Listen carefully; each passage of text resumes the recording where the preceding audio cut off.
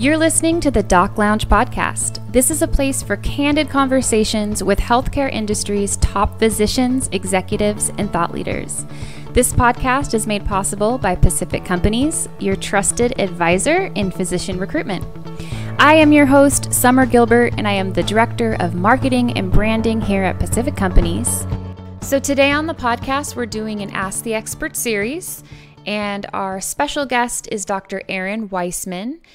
Dr. Weisman is a board-certified emergency medicine physician, but she's also dabbled in rural emergency medicine, correctional medicine, telemed, geri psych, faculty teaching, and so many other amazing areas of medicine, which really makes her a purple unicorn.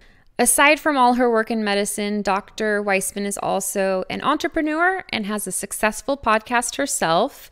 Today, we're going to talk to Dr. Weisman about physician burnout. This is something that she's very familiar with. And then we're also going to get into a topic that's not talked about too much that should be, and it's the balance of being a physician and a parent. So let's get started. Dr. Weisman, thank you so much for joining me today. I can't remember, where are you practicing out of right now? I'm in Southern Indiana. Awesome. What's the weather like right now out there? It's a little bit cold. It was rainy. Typical like Midwest fall right now. Gotcha. I'm in Southern California, so you can't relate. I can't relate. To be honest. It's yeah. Okay. So today we're going to talk about two different things. Going to kind of try to combine them together. So we're going to talk about burnout, and it's something that Dr. Weisman is very familiar with. And then rediscovering your purpose, how to get out of that rut, that burnout rut. And then also motherhood and being a mother and a physician and balancing that, which is hard. And I don't think a lot of people realize, that could be even a part of burnout too, is the balance of being a good mother, but being a good physician, because being a physician is hard and it takes a lot of your time. So just to get started, what would you say, like in your own definition, what Dr. Weisman's clinical definition of burnout would be? Well, it 100% comes from my own experience, and it's that place that you have just gotten to like the absolute lowest, darkest, most lonely place, and then you find the basement. And so burnout for me was like an engine, like that has not been fed gas and has not had its oil changed in like 10 years. Mm-hmm. And you're just redlining it all the way through until everything seizes up and you're going, oh shit, oh shit, oh shit. Yeah. Those are my illustrations of like what true burnout is. And I know like in the physician world, there are people in the two camps. There's those who like hate the word burnout. Like, no, we should be using moral injury. We should not be placing blame on individuals. And then there's people like me in my camp, and we're like, no, we name this shit. Like we say what it is, and we say how we feel about it in our experience, and recognize that it is a multifactorial problem. Yeah. And I see you have, it's the Burnout to Badass group, if I got it right. Tell us about that. Yeah. So my whole experience comes from right out of training, 2014, worst year of my life. Absolutely. Because when I was supposed to be on top of the mountain, finishing training, launching into my career, my practice, all the things, like I said, I was in that deep gully of burnout. Everybody was congratulating me. They're like, yay, you did it. And I'm looking at them and I'm like, oh, fuck, I did it. Yeah. And how is this going to change? Like, it's supposed to get better, and it's not. And I had 2 little kids and a scared husband at home. And I was like, I can't do this for the next 30 or 40 years of my life. Like, I don't know whose life this is, but I don't want it. Mm-hmm. And so I started doing what I tell our patients not to do. I got it on the internet. I found thousands of other physicians who were like quietly talking about this on the edges, but nobody had any solutions. It was either like quit your job, move to Tahiti and like make beach sandals, or it was like, join corporate, go into leadership, or like pray and hope that you can find something on LinkedIn that limits your patient care time. Yeah. And none of that felt good to me. None of it was like, yeah, that's exactly what I want to do. And so I kept looking, and I was like, I just don't know. And I remember my husband telling me, he's like, 6 months, just give it 6 months so that we can get our feet under us and figure it out before you quit. Because I literally, every day I walked in, I had a resignation letter that I updated the date every day that I was ready to turn in at that point. And I'd literally been practicing medicine 4 weeks. And so again, searching, because I am a squeaky wheel. I will keep looking. So I started talking to my office manager. I talked to my best friends from medical school, people I went to residency with. I even freaking sat down with my CMO and was like, I don't know what is going on, but I am not happy. And I got the pat on the head and like, okay, hope you got it all out. Now go back to the office and see patients. Mm-hmm. And then eventually I came across a website that was geared towards physicians being an entrepreneur. And I was like, okay, I can't do all that other stuff, but maybe I could do something in the entrepreneurial space. I had no idea.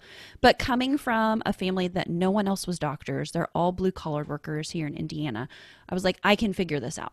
I'm scrappy enough. I can figure this out, even if it means sacking groceries or working on an assembly line. Like, I will do what I need to do, but it's not this. Mm-hmm. And went on that website and started looking around. She was a family medicine doc as well. And I was like, okay, this intrigues me. Like, I don't know what this is, but hashtag take my money because I need something. And little did I know it was life coaching. And I cannot tell you how transformational those weeks were when I started working through just her little website online modules about all the things that I wish someone would have asked me day one of medical school. How do you not lose yourself? Who are you? How has life fundamentally changed? What do you want to accomplish that isn't a report card or isn't an atta girl? What do you really want to do with your life?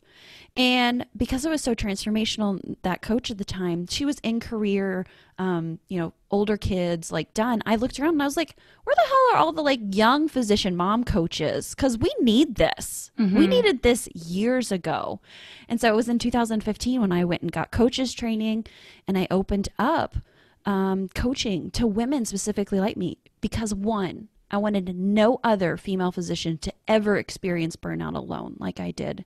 And number two, I found a spark of something and I needed to like pass that on to other people. And so that's where Burnt Out to Badass came from. Mm-hmm. It was really about moving from that place of like darkness and just utter aloneness and to reclaiming like the badassery that we are. I mean, you don't go into medicine if you're a wimp.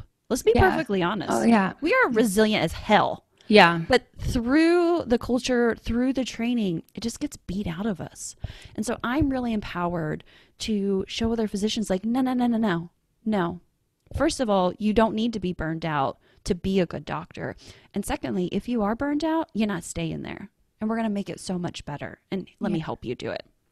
And I feel like society, doesn't matter what industry it is, it rewards people for working long hours. Oh, that person stayed 4 hours after, and to me, I feel like that's so reversed because that means that person doesn't have good time management. How come they're not getting these things done in that, specified amount of time? And oh my God, Summer, like hustle culture is so glorified in medicine. Mm-hmm.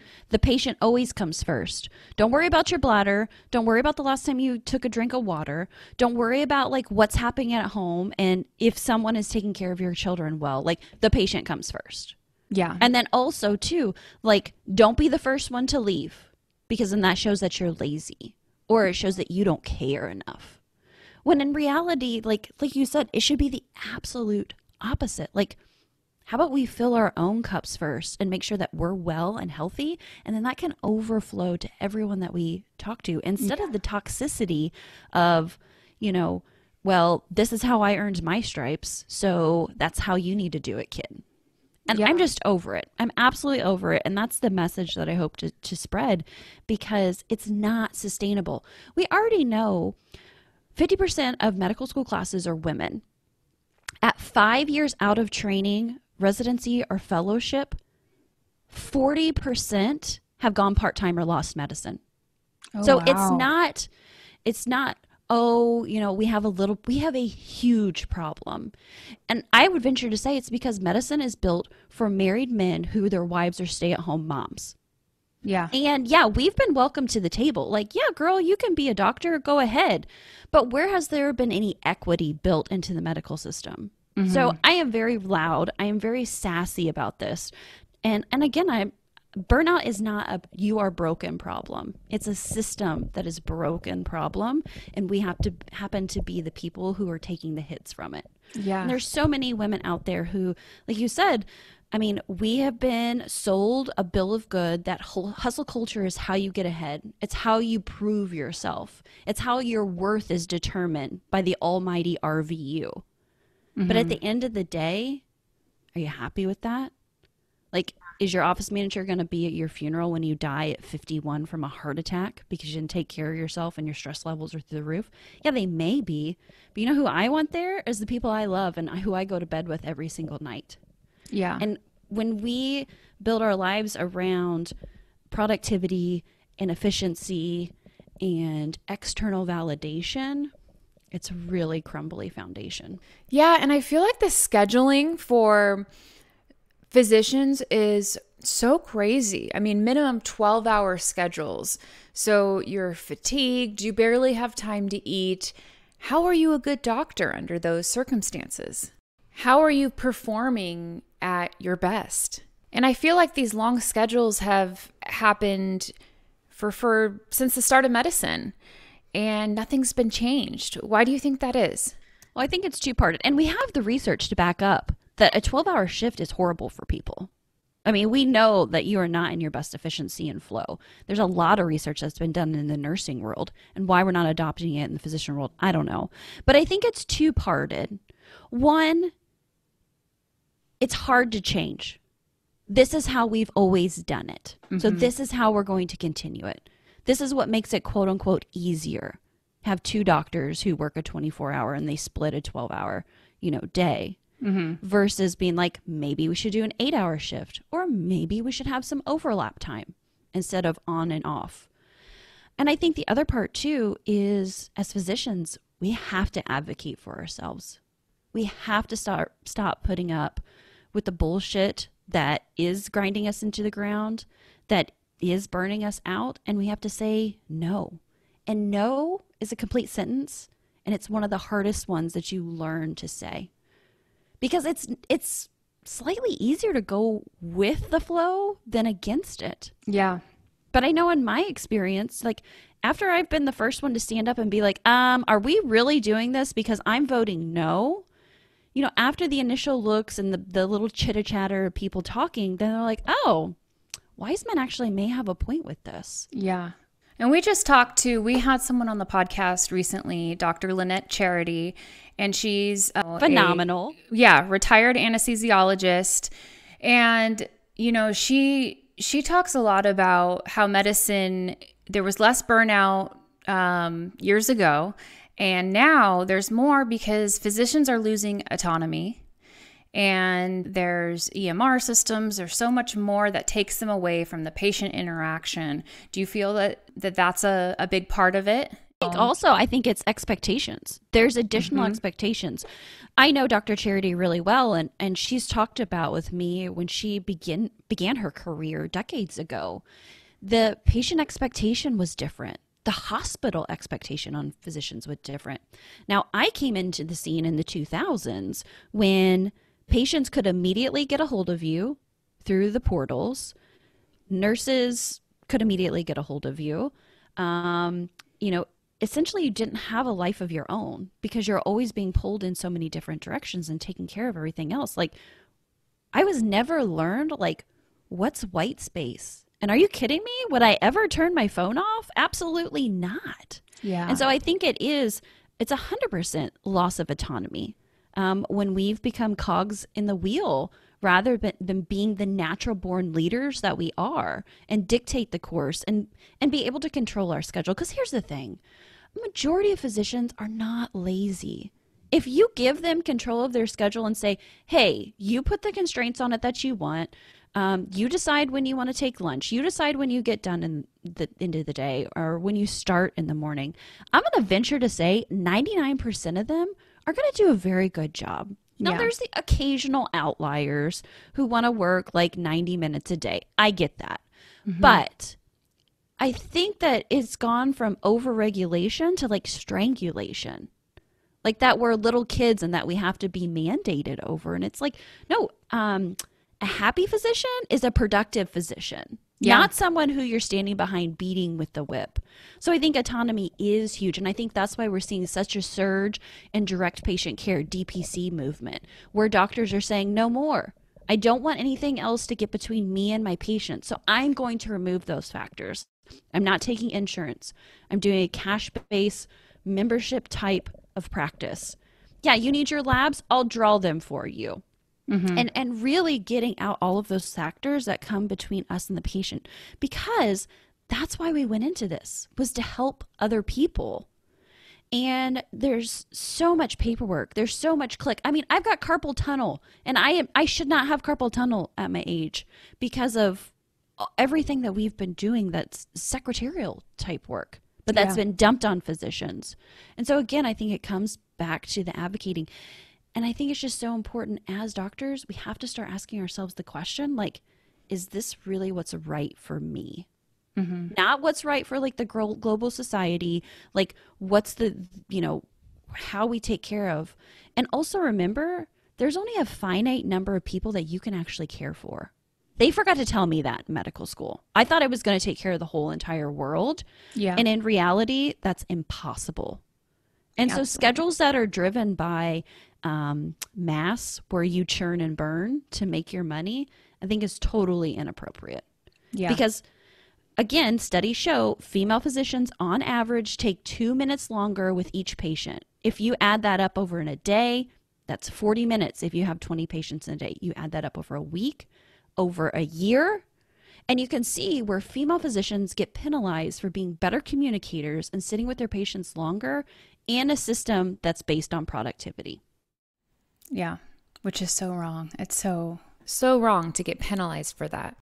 So, talking about those female physicians kind of transitioning to motherhood, we've talked to physicians that are almost out of training and are worried about starting a family because they don't know if that can happen, if that balance, because their husband's already working full time and then they're going to have a job.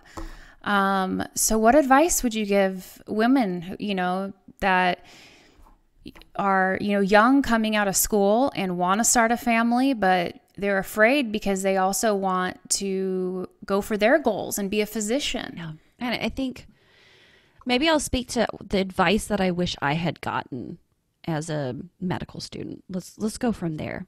I think one, like, no one knows the right answer. Like, let's just get that out of our head. There is no like right in this situation. Two, it's going to be hard no matter what you decide. So it's either you delay having children and your fertility decreases. So you're freezing eggs and going through that process while trying to train. Or you say, okay, I am going to have a baby. And now you're dealing with pregnancy on top of running around the hospital and seeing patients and, trying to sleep with a huge belly. And then you have to look at a maternity leave and how that's going to impact your training schedule and if you're going to have to repeat or stay longer. And then there's more with it. So I think I would tell, like, past me, you have to pick your hard. Like, there is no easy path. There is no right path with this. And I think the third thing that I would say to past me is that motherhood is going to fundamentally transform you. Because to me, at that point, it was like med school, check. Residency, check. 2.5 kids, check. House, check. Car, check. Like, it was on the checklist, and no one, or maybe I just didn't listen, but I feel like no one told me, like, these little creatures that you are going to birth into the world, you will no longer be the same afterwards. And I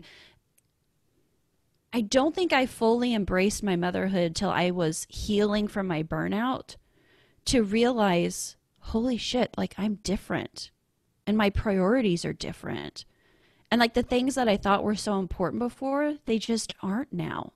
And I almost had to go through this like whole grieving cycle of like, but do I give up the professional life and like just become this mom? Because like, I don't know. And so what I tell people now is like, you can have it both. I think the dose sizes are going to be extremely different than what you ever imagined. Yeah. But you have to recognize that like life is going to change, because so many of us are so type A and we get like locked in on, well, this is what I said I was going to do and I am going to get it done no matter what. I mean, tenacious. But we don't give ourselves the permission to say, but maybe it'll change at some point. I feel like my friends that I had that I went to college to who did not pursue medicine or higher professional careers, like they got this. They tried some things and they like got to explore a little bit more, while in my 20s I had my nose in a book or in a cadaver. They were out there kind of like lifing. Yeah. And so it was in my 30s that I finally kind of got to go through that. And I wouldn't say that it was wrong. And at this point in my life, I wouldn't do it over again, even though that took me about 5 years to figure out. Yeah.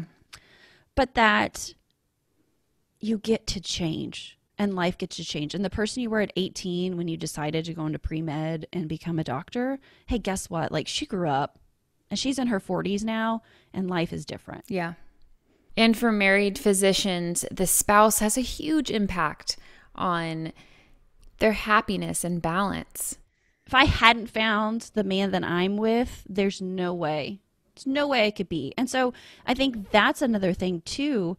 There's some studies that show that women physicians are more likely to go through a divorce because of the gender role changes and because of what's going on with it. I lucked out. I'll be perfectly honest. He got the raw end of the deal when it comes to all of this. Yeah. But yeah, being married to medicine, what we call in my household, being married to an alpha female, you gotta like, it's a special gift to it. Yeah. And so, and not everyone has that. There's many women that I coach that I'm so sad for them, for the relationships they have.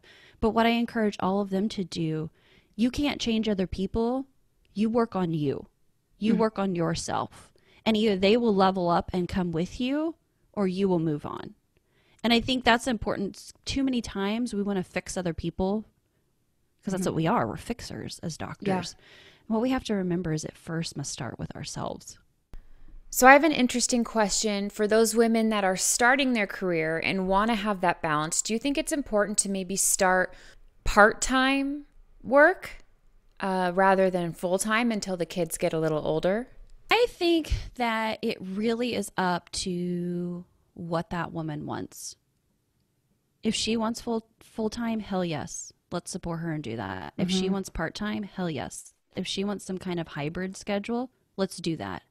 But I venture to say there's not a lot of organizations who are willing to even get creative and have that thought. Yeah. I mean, I've been told, like, you want to talk about microaggressions, standing at an OR table when I was training and just having a surgeon tell me, I don't know why we still let women in medicine, because all you do is take up a spot in medical school and in residency, and then you have babies and go part-time. Yeah. And so, my answer to him was, well, would it be better to have a great part-time physician than a shitty full-time guy standing in there? I mean, you have to look at it that way. And I think we have to look at past the model of like, is our worth based on what we do and what we produce? And so I don't know. I think every person has to look at that individually. I know my answer and what that looks like for me and for my family, but that wasn't an easy decision to come to. And it was a lot of trying some different things and advocating for myself and having awareness when like, this is not working. So what will work, or what can we try? Like always asking myself, not like always the end goal, but instead asking, what's the next best step that we can try? And so I praise institutions, hospitals, groups who say, yeah, let's do a schedule that works for you, and being willing to try it and be flexible with it. Because honestly, that's where you're going to get women who may just need a few years to figure out family life, and they can come back roaring. Yeah. Or maybe they figure out a different passion, a different disease state that they love to take care of, and can really serve and give in a way like that. But I'm not going to say like what it has to look like, because I think that's different for everyone. But again, I think we need not equality, but we need equity, which is everyone is given a fair shot to have their autonomy and to find that expression of self. Yeah. So a big part of our listenership is, hospital admins and CEOs and the ones that, are behind the scenes.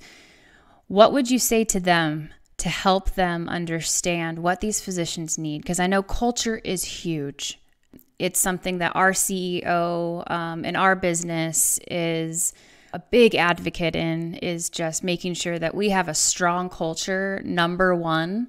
And, a lot of hospitals don't. And so for those that are listening, to prevent that burnout from even happening, what would you tell them?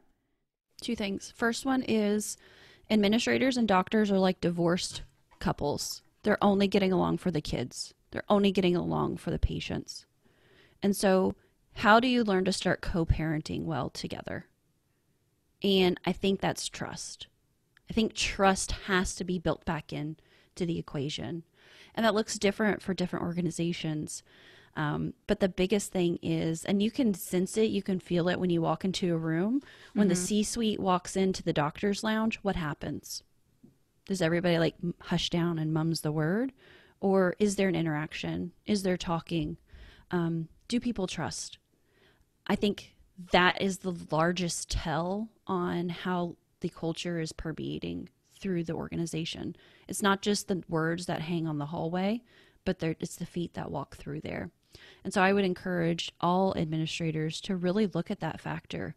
And instead of asking what's wrong with you, I think the next thing is really acknowledging the human experience and asking what has happened to you and how can we help you? Yeah. Because there's a lot of the wounded walking right now. I call them the wounds under the white coats that you don't even really know about. Mm-hmm. But right now, your biggest capital is not your buildings.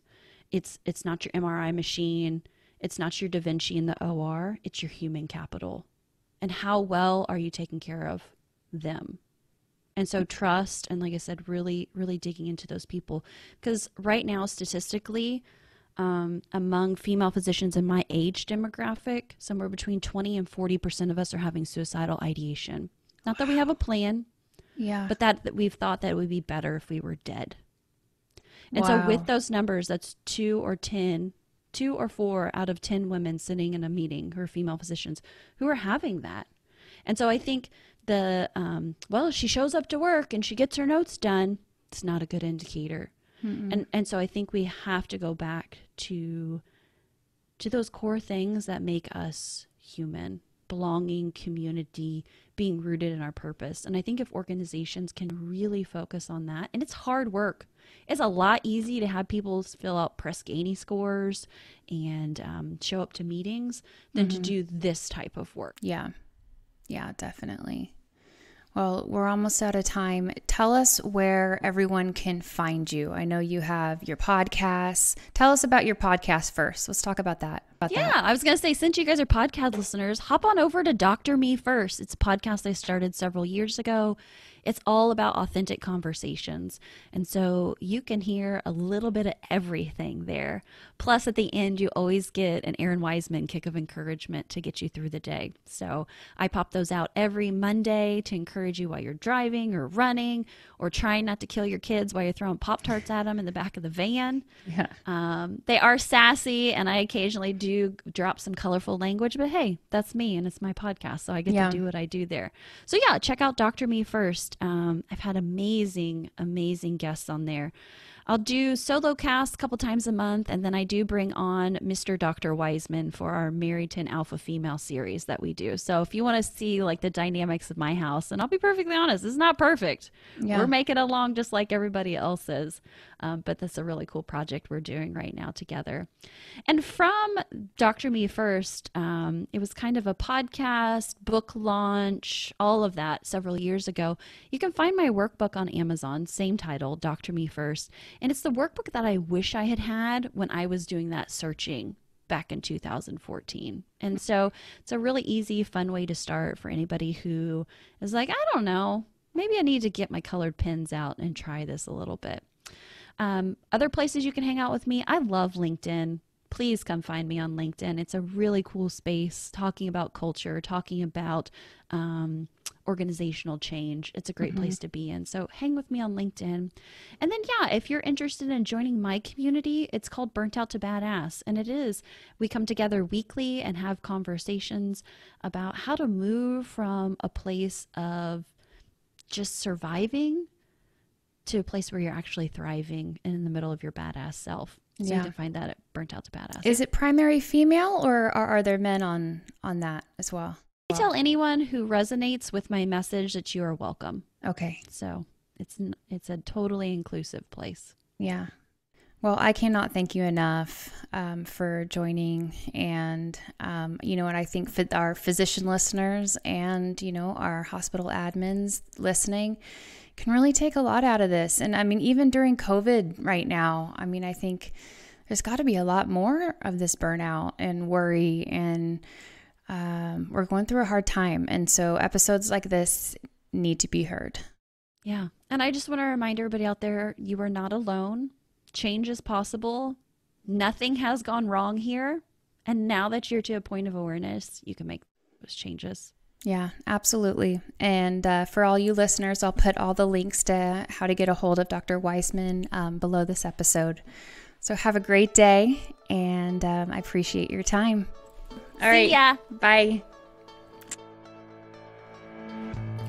Thank you to all our listeners. If you'd like to be notified when new episodes air, make sure to hit that subscribe button. And a big thank you to Pacific Companies. Without you guys, this podcast could not be possible. If you would like to be a guest, go to www.pacificcompanies.com. Thank you.